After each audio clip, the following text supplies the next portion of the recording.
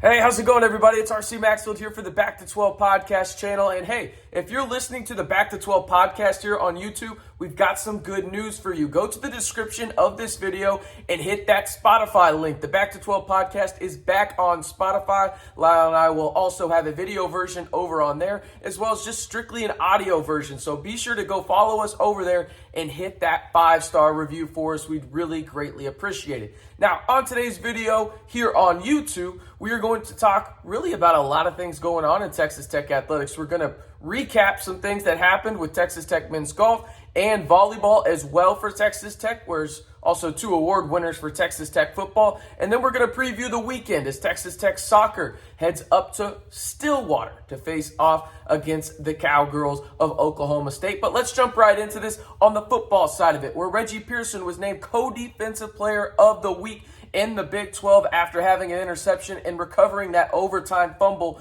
by UT's running back, Bijan Robinson. And we know that Texas Tech went on to win that game with the last-second field goal. Really, they were in it because of 2 field goals by the guy that was the special teamer of the week, and that was kicker Trey Wolff, who had a really cool comment where Don Williams of the Avalanche Journal was asking him, hey, did you get engaged this offseason? And he said, no, I actually got married. And he went on to say, got asked, I should say, hey, where did you meet her? And Trey Wolff, in true Red Raider fashion, said, she's a Red Raider. I couldn't marry anything else. It's freaking awesome. So congratulations to Trey Wolff, not only on winning that award, but more importantly, the marriage that he and his fellow Lady Red Raider have on that front. And then so we move on.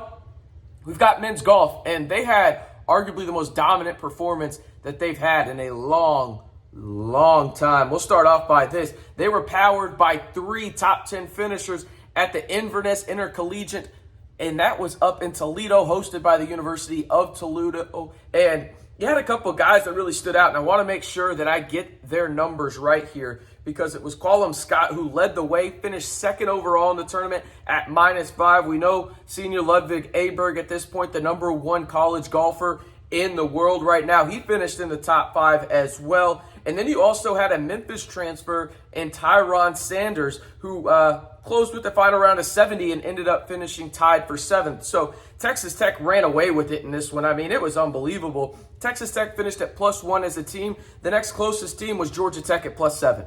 Absolutely dominant performance by the Red Raiders up in Ohio, and you look for a lot of that to continue because Ludvig Aberg is leading the way, and if you got Scott right behind him and Snyders as well, you got a lot going for you if you are the Red Raiders. Speaking of a lot going for them, this might be the hottest team on campus when it comes to winning right now.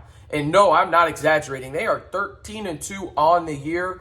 Texas Tech Volleyball and Coach Tony Greystone are on an absolute heater right now. And they did something they haven't done in a long time, and that's beat K-State. And they absolutely swept them last night at the time of this recording. They played on Wednesday night at the USA, and the Red Raiders moved to 2-0 in Big 12 play. And you look at kind of the stat leaders for the Red Raiders in this one, and it's really just, who they rely on most, right? You got Sauer in there. You got Brooke Canis. You've got Cooper. You got Matty O'Brien, Carrington Jones. You got a lot of that senior leadership. But then you look at the dig department, and this is something that I know Coach Tony Greystone emphasizes. And during my time of covering Texas Tech volleyball and covering their games while I was in college, Coach Tony Greystone was great to me in terms of the inside access there and really kind of teaching me volleyball in general to some degree. He stresses that backline defense, and you never want just one girl to dominate the digs department. You want it spread out because you want there to be no weakness on that back line for Texas Tech. And that's exactly what happened here. You've got Rhodes, Adams, Sauer, and Torres, all with 7 digs or higher.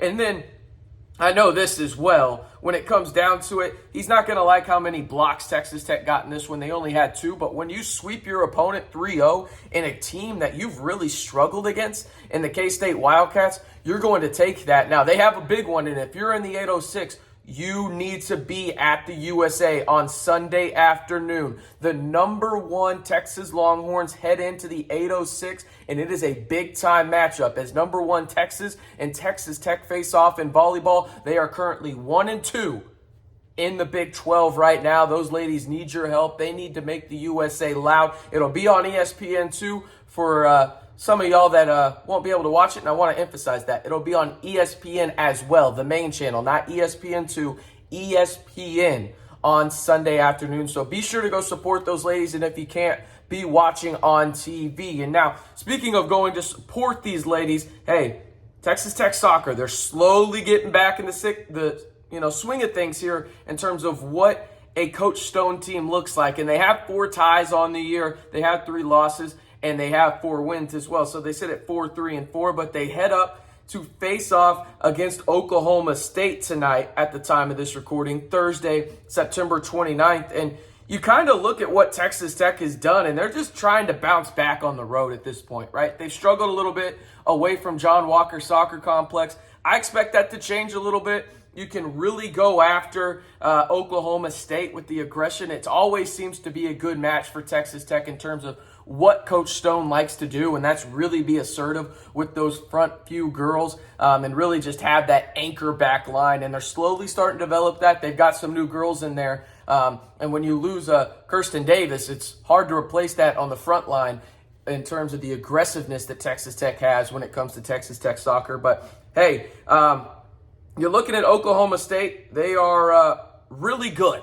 But I expect Texas Tech to show a lot of signs. Oklahoma State sits at 9-1-1, 2-0 in the Big 12. They're one of the best teams in the country, but I expect Texas Tech to really play aggressive, really try and take some opportunities and chances, and really trust that back line against a really good and offensive Oklahoma State team. But you have to be aggressive to sometimes win in these matchups, and I expect Coach Stone to do just that. Now, we look ahead. Obviously, we talked about soccer. Men's tennis is also underway. They are in Albuquerque, New Mexico this week. They'll play really all week long. And then you got cross country. They are up in South Bend at the Joe Pieni Invitational. That will start on Friday, so tomorrow for the Red Raiders. And then before you know it, we're in October.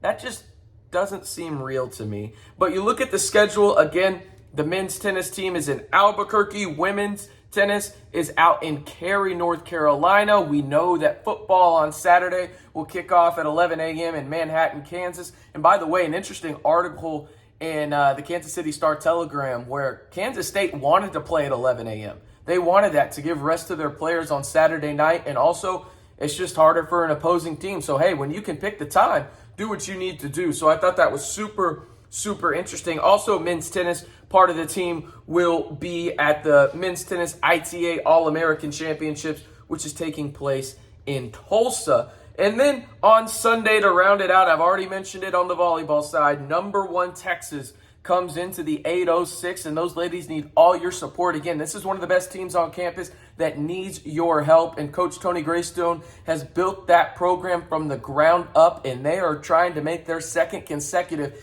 NCAA appearance, tournament appearance, I should say. And if they beat Texas, oh man, look out. The sky is the absolute limit. And now Texas Tech soccer, they will head to Norman. So they will play in Stillwater on Thursday and then just make the track over to Norman and face off against the Sooners on Sunday. So that's going to do it. One more time, if you haven't already, be sure to subscribe for daily Texas Tech videos. We're not just talking about football, men's basketball, and baseball. We're talking about them a lot, but we're giving every athletic program on campus some love while they are in season. We greatly appreciate it if you hit that big red button. We're trying to get to 1,000 subscribers before the end of football season here on YouTube. I'm RC Maxfield reminding you, for the best Texas Tech videos daily on YouTube, you know where to go. It's right here on the Back to 12 podcast channel.